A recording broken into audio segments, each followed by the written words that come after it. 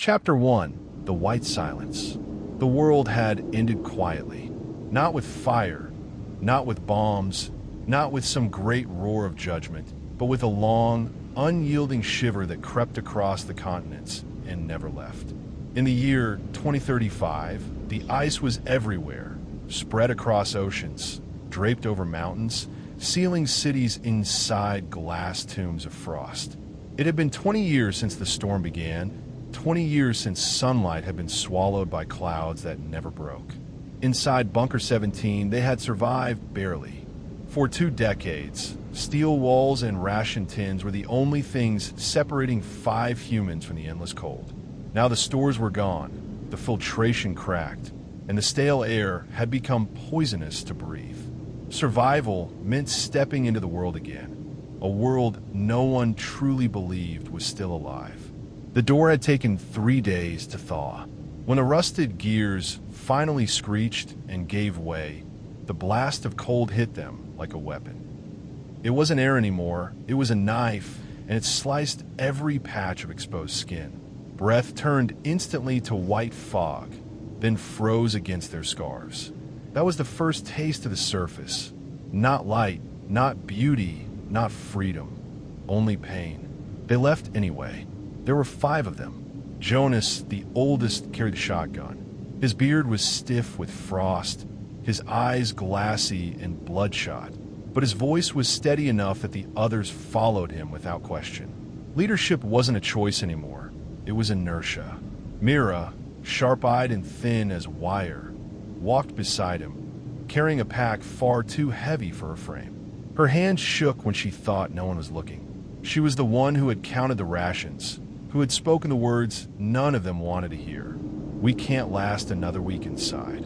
Behind them trudged Silas, broad-shouldered, carrying tools and a rusted axe.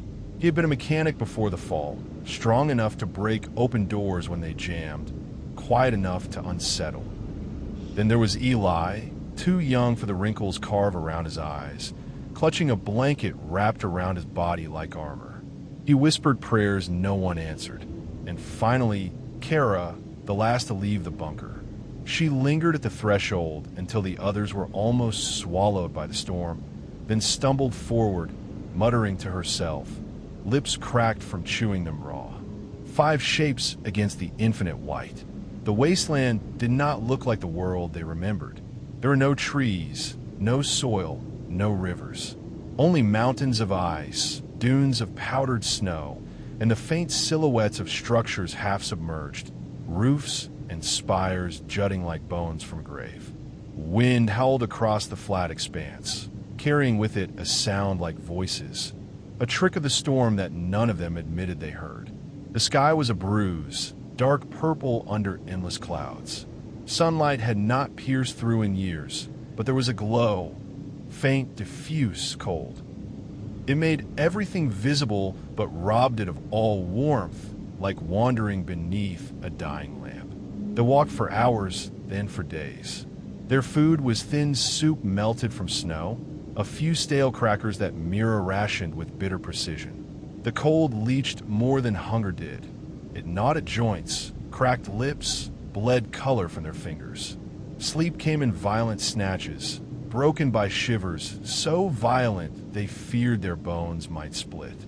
But worse than the cold was the silence between them. On the 3rd day, Eli spoke.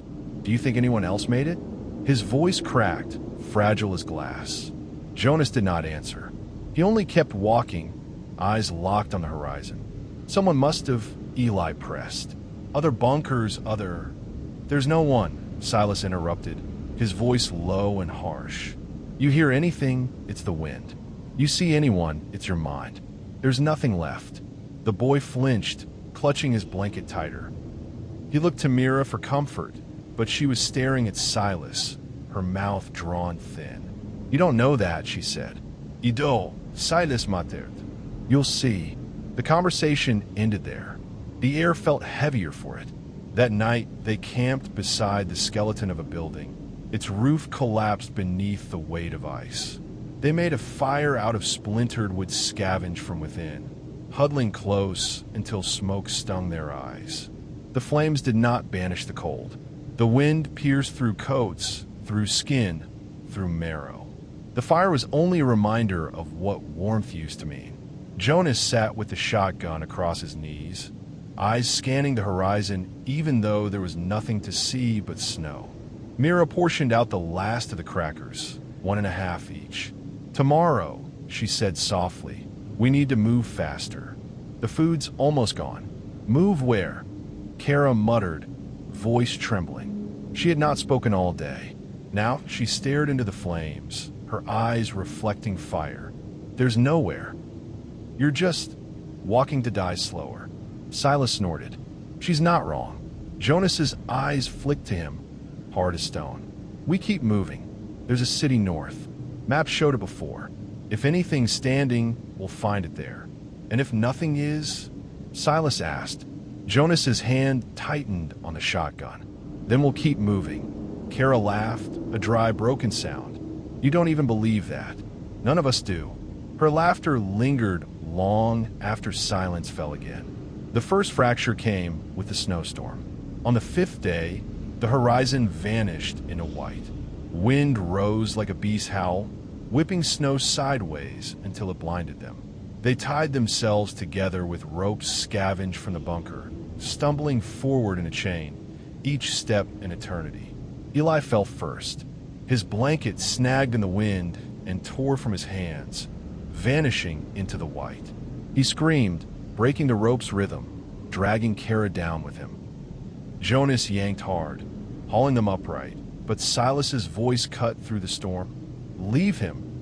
"We don't leave anyone." Jonas roared back. "He's dead weight." Eli's sobbing drowned out the rest. He stumbled to his feet, clinging to Jonas like a drowning man.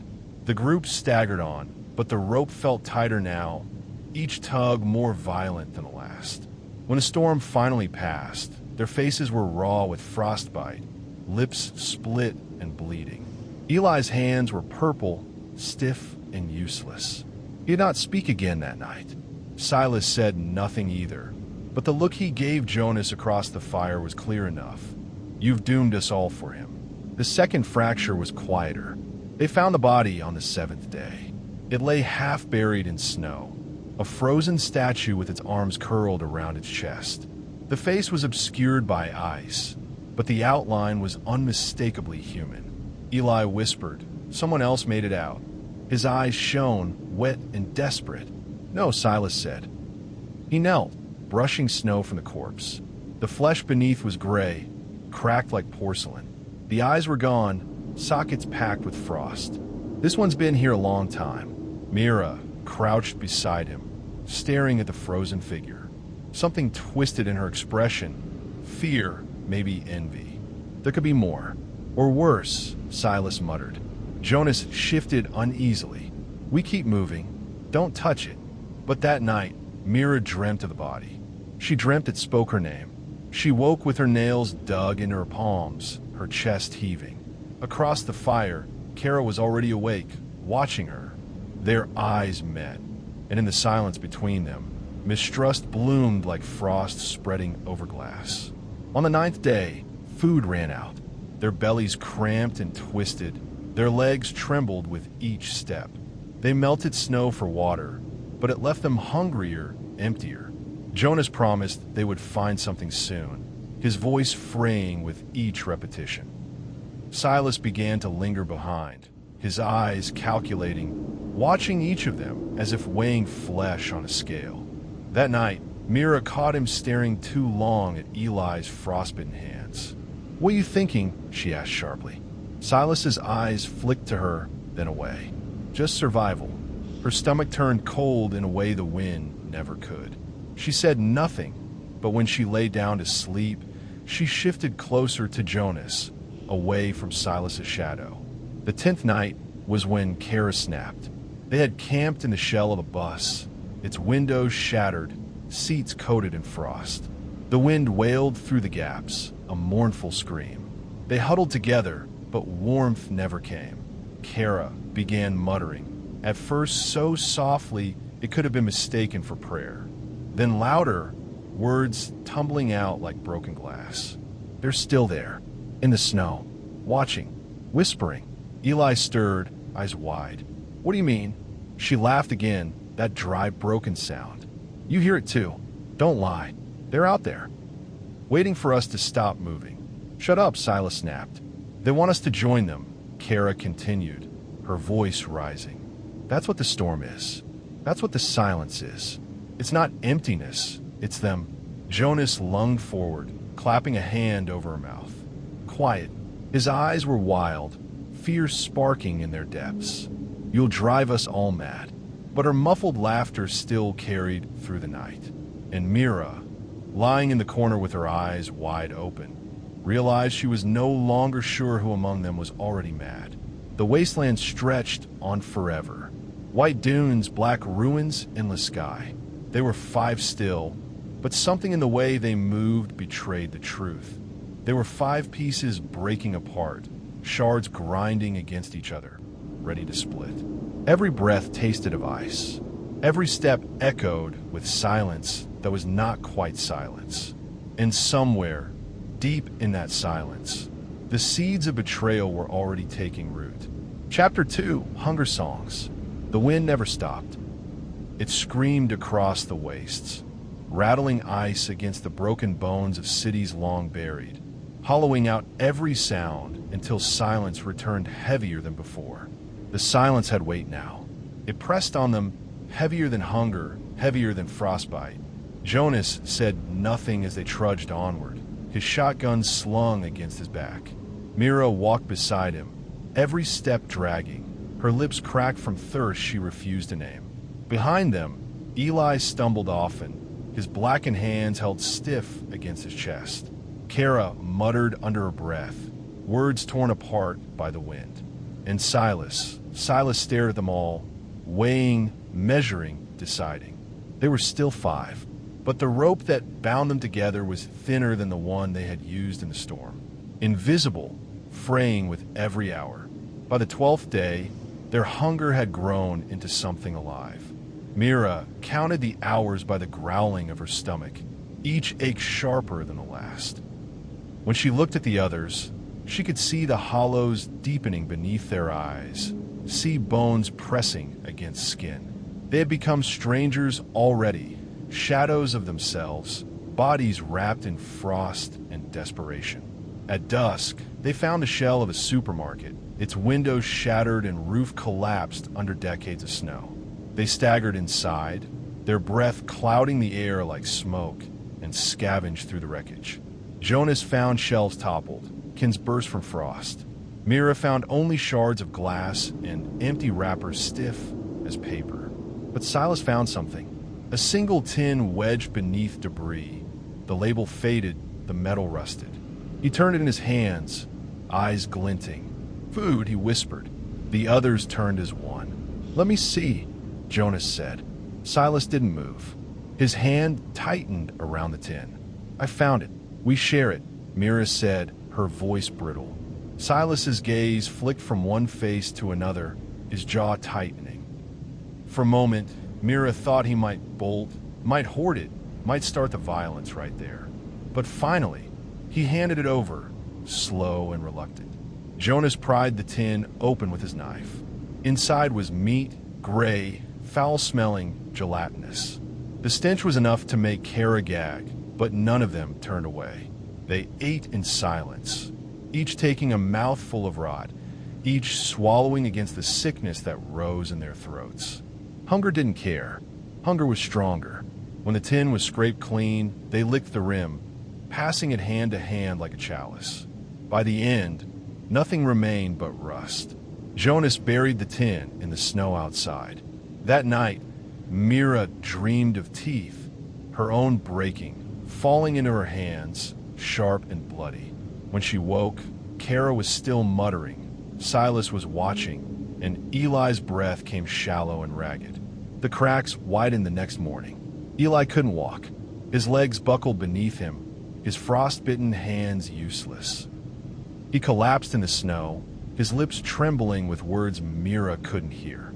Jonas crouched beside him, gripping his shoulders. On your feet. I can't, Eli whispered. His teeth chattered so violently blood streaked his gums. Just leave me. Jonas's jaw hardened. "We don't leave anyone." Silas snorted. "We've had this talk before. He slows us down. He'll die anyway." "Shut your mouth," Jonas snapped. Silas's eyes narrowed. "You think carrying him will save him? Or us? You're killing all of us for the sake of one boy." Eli's gaze flicked between them, wide and wet. "Please." Jonas hauled him to his feet, slinging the boy's arm over his shoulder. "We keep moving." Myra's throat burned with unsaid words. She wanted to side with Jonas, to cling to some fragment of humanity. But as she watched Silas's face, calm, certain, calculating, something twisted in her chest. He isn't wrong, she thought, and hated herself for it. Kara only laughed softly, her cracked lips curling. "The snow will take him soon. Maybe it'll take us all." They walked until darkness forced them to stop. They built no fire. The wind was too strong, the wood too scarce. They huddled together in the skeleton of an old car, their breath fogging the windows, their bodies trembling against one another. Silas sat apart, sharpening the rusted axe with slow, deliberate strokes. The sound grated through the silence, metallic and cruel. Mira leaned against Jonas, her eyelids heavy. "How much farther?" she whispered. Jonas's breath was rough. "The city can't be far. Just keep moving." But his eyes betrayed him. They were hollow, uncertain. He didn't know. He only hoped. Across from them, Eli whimpered in his sleep, his body shivering violently. Kara stroked his hair with trembling fingers, whispering lullabies Mira had never heard before. Words too soft, too sweet for the frozen world. And Silas never looked away. His axe scraped against the whetstone, each stroke a promise. On the 14th day, Eli didn't wake.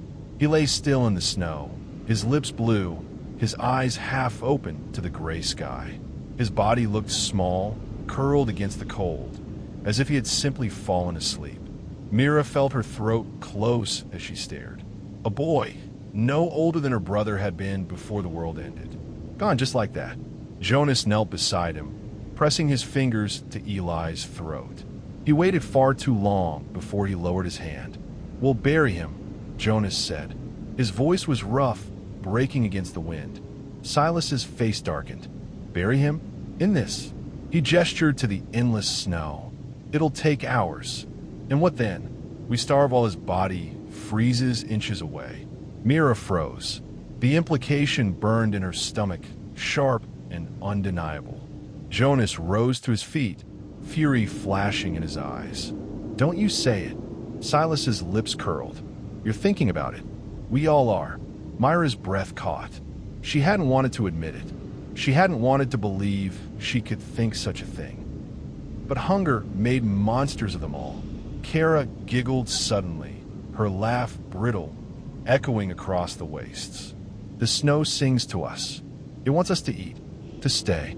That's how it takes us." Jonas's hand shot to his shotgun, his voice trembling with rage. "We bury him. That's final." Silas held his gaze, unflinching. "Then you're killing us too." For a moment, Mira thought the shotgun might rise, thought Jonas might end it right there. But he only turned, began digging into the snow with his bare hands. Mira joined him. Her fingers burned, split, bled against the ice, but she kept digging. Better blood than betrayal. Better this than admitting how badly she wanted what Silas had offered. Silas didn't help. Kara only hummed softly as Jonas lowered Eli's body into the shallow grave. When it was done, Jonas stood over the mound, his face carved in stone. "We keep moving." That night, Mira dreamed of Eli again. She dreamed he stood beside her bedroll, his eyes black hollows filled with snow. He opened his mouth.